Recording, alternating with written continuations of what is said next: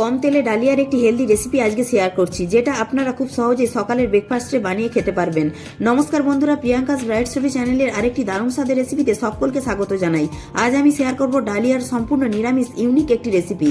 তার সাথে থাকবে সুপার ডুপার টেস্টি একটি চাটনি, যা আপনারা প্রত্যেকেই বাড়িতে বানিয়ে খেতে পারবেন। ডালিয়ার খিচুড়ি তো সবাই খেয়েছেন, কিন্তু এইভাবে একবার বানিয়ে খান, আশা করছি আপনাদের সকলেরই খুব ভালো লাগবে। তো আমি অনুরোধ করব ভিডিওটি দেখার আগে একটি লাইক দিয়ে সম্পূর্ণ ভিডিওটি দেখতে থাকুন। থাকবে অনেক টিপস অ্যান্ড ট্রিক্স, আর চ্যানেলে নতুন বন্ধু হয়ে থাকলে চ্যানেলটি সাবস্ক্রাইব করে পাশে থাকার অনুরোধ রইল। ডালিয়ার হেলদি রেসিপি বানানোর জন্য আমি নিয়েছি 1 বাটি ডালিয়া, অর্থাৎ 250 গ্রাম ডালিয়া। শুকনো কড়ায় আমি ড্রাই রোস্ট করে নেব 4 থেকে 5 মিনিট, গ্যাসের ফ্লেমটা লো টু মিডিয়ামে রেখে। যখন ডালিয়ার কালারটা একটু চেঞ্জ হয়ে আসবে, তখন আমি গ্যাসের ফ্লেমটা অফ করে দেব। দেখুন, ডালিয়াটা আমি 4-5 মিনিট ভেজে নিয়েছি। এবার গ্যাসের ফ্লেমটা অফ করে অন্য একটা পাত্রে ঢেলে নিচ্ছি। এবার একটু ঠান্ডা করে নেব। দেখুন, একটু ঠান্ডা হয়ে গেছে। এবার একটি মিক্সিং জারেতে ঢেলে নিচ্ছি। এইভাবে আপনারা গুঁড়ো করে স্টোর করে রাখতে পারবেন, তারপর আপনাদের যখন ইচ্ছা তখন বানাতে পারবেন। দেখুন, গুঁড়ো করে নিয়েছি, তবে খুব বেশি গুঁড়ো হয়নি, একটু সুজির মতো দানা দানা ভাব আছে, তো তাতে কোনো অসুবিধা নেই, এইরকম হলেও চলবে। এবার একটি পাত্রে ঢেলে নিচ্ছি। এবার এর মধ্যে দিয়ে দেব 2 চামচ টক দই। এই টক দইটা আমার বাড়িতে পাতা টক দই, তবে আপনারা বাজারের টক দইও ব্যবহার করতে পারেন। এবার টক দইটাকে ভালো করে ডালিয়ার গুঁড়োর সাথে মিশিয়ে নেব। মেশানো হয়ে গেলে আমরা অল্প অল্প করে জল দিয়ে একটা থকথকে ব্যাটার বানিয়ে নেব। প্রথমেই একবারে অনেক বেশি জল দিয়ে দেবেন না। দেখুন, আমি যেইভাবে কাজটা করছি এইভাবে ঠিক অল্প অল্প করে জল দেব। জল দিয়ে একটা ডালিয়ার একটা খুব সুন্দর থকথকে ব্যাটার তৈরি করব, এবং তৈরি করে এটাকে রেস্টে রাখবো 1 ঘন্টার জন্য। দেখুন, আমি এবার ঢাকা দিয়ে রাখছি 1 ঘন্টার জন্য। ততক্ষণ একটি চাটনি বানিয়ে নেব। তার জন্য আমি 2 মুঠো চিনেবাদাম নিয়েছি। শুকনো কড়ায় লো টু মিডিয়াম ফ্লেমে 2 থেকে 3 মিনিট ভেজে নেব। শুকনো কড়ায় 2 থেকে 3 মিনিট ভাজা হয়ে গেলে আমরা গ্যাসের ফ্লেমটা বন্ধ করে অন্য একটি পাত্রে ঢেলে নেব। এবার একটু ঠান্ডা হয়ে গেলে হাত দিয়ে ঘষে বাদামের খোসাগুলোকে আমরা বাদ দিয়ে দেব। এবার দেখুন, ঠিক এই রকম ভাবে আমি বাদামের খোসাগুলোকে বাদ দিয়ে দিয়েছি। এবার মিক্সিং জারেতে আমি বাদামগুলোকে নিয়ে নিচ্ছি। আর দেব হাফ টিস্পুন গোটা জিরে, হাফ টিস্পুন লবণ, একটা কাঁচা লঙ্কা, একটু আদা কুচি। আজকে আমি নিরামিষে বানাবো, তাই রসুন দিলাম না। আপনারা নিরামিষ ছাড়া অন্য দিনে বানালে 2-3 কোয়া রসুন দিয়ে দেবেন, ভালো লাগবে। আর দেব লেবুর রস। এবার একটু জল দিয়ে পেস্ট বানিয়ে নেব। দেখুন, খুব সুন্দর একটা পেস্ট তৈরি হয়ে গেছে। এবার একটি বাটিতে ঢেলে নেব।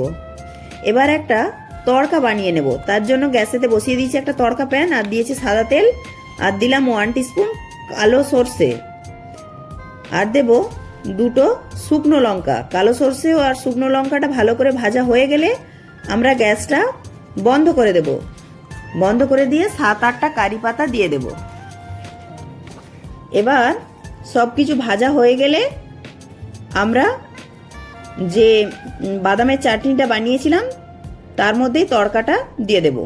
এইভাবে বাদামের চাটনির মধ্যে তড়কা দিলে বাদামের চাটনির টেস্টটা দ্বিগুণ বেড়ে যাবে। দেখুন, তড়কাটা দিয়ে আমি বাদামের চাটনির সাথে ভালো করে মিশিয়ে দিয়েছি।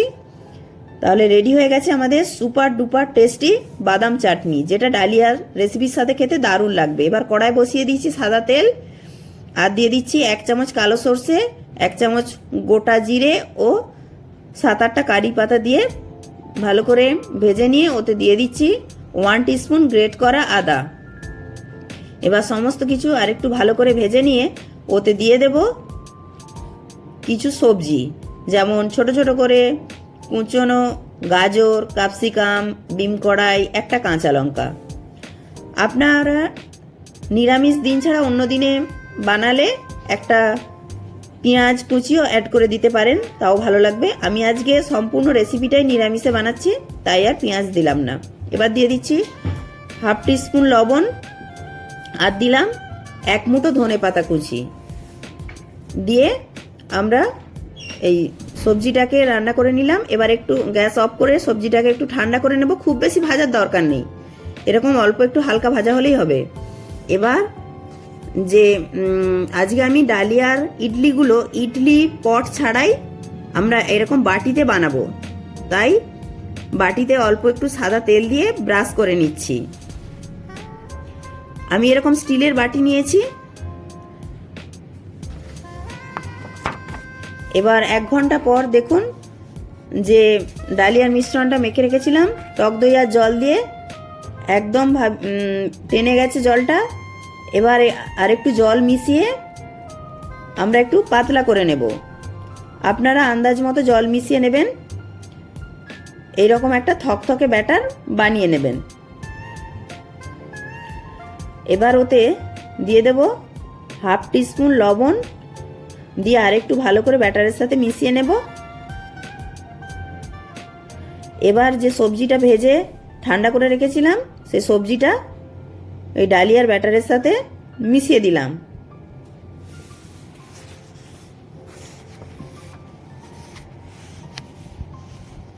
এবার দেব হাফ টিস্পুন খাবার সোডা বা বেকিং সোডা। এবার অল্প একটু জল দিয়ে সোডাটিকে অ্যাক্টিভেট করে আবার একটু সবের সঙ্গে মিশিয়ে নিলাম। আপনারা খাবার সোডার বদলে 1 টিস্পুন ইনোও ব্যবহার করতে পারেন।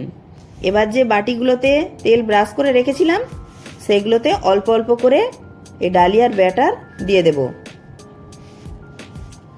আমি একটু বড় সাইজেরই বানাচ্ছি, আপনারা যদি একটু ছোট সাইজের বানান তাহলে আর একটু ছোট সাইজের বাটি নেবেন। এই রকমভাবে একটা ছোট ডাবুর সাহায্যে 1 হাতা করে সব বাটিতে আমি দিয়ে দিচ্ছি।